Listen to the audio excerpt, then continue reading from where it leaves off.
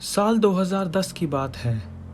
Europe के पोंटेफ्राक्ट शहर के नंबर 30 ईस्ट ड्राइव नामक एक घर में पिचड़ फैमिली रहती थी। वह उस शहर में नए थे और उन्हें अपने नए घर में आए हुए कुछ ही हफ्ते हुए थे, पर उस घर में कुछ तो ठीक नहीं था।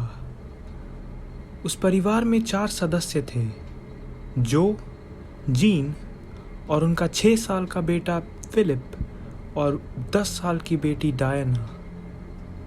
अक्सर डायना को दिन में उल्टियां हो जाती थीं और उसका भाई भी कुछ सहमा सहमा सा रहता था। कभी कभी रात के समय उन्हें गोलियों की आवाज़ सुनाई देती थी और ऐसा लगता था कि उनके कमरे के बाहर कोई इंसान चल रहा हो। एक दिन भरी दोपहर के समय जीन बाजार से सब्जियां लाने गई थी और जो अपने काम से बाहर गया हुआ था।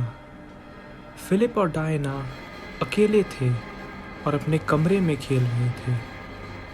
तभी डायना को कमरे से बाहर कुछ अजीबोगरीब आवाज़ें सुनाई दी। वह बहुत डर गई और अपने भाई को पकड़कर एक कोने में बैठ गई। उसे फिर एक आवाज़ सुनाई दी। यह आवाज़ उसकी माँ जीन की थी।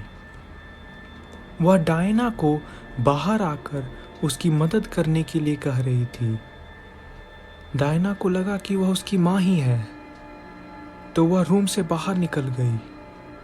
पर जैसे ही वह रूम से बाहर निकली, रूम का दरवाज़ा जोर से बंद हो गया।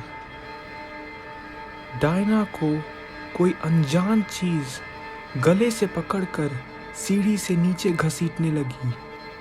वह बेहोश हो गई। कुछ देर के बाद जीन बाजार से वापस आकर डायना को जमीन पे पड़े हुए पाई। उसके सर से खून निकल रहा था और उसी खून से दीवार पर लिखा था, चले जाओ। वह तुरंत अपने पति जो को फोन करके घर बुला ली। उसने फिर डायना को होश में लाया और फिलिप को ऊपर वाले कमरे से लेकर आई। जो के पहुंचते ही वे डायना को हॉस्पिटल ले गए। बाद में उन्हें पता चला कि कुछ साल पहले वहां एक परिवार रहता था।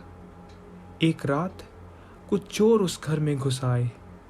जब परिवार के एक सदस्य ने उसे देख लिया तो उनमें से एक ने पिस्तौल निकालकर उस पर 3 गोलियां चला दी और वहां से भाग आए। तभी से उस इंसान की आत्मा उस घर पर श्राप बनकर पीछे पड़ी हुई है। वहां 3 से 4 महीने से ज़्यादा कोई भी नहीं रह पाता और आज भी वह घर खाली ही है।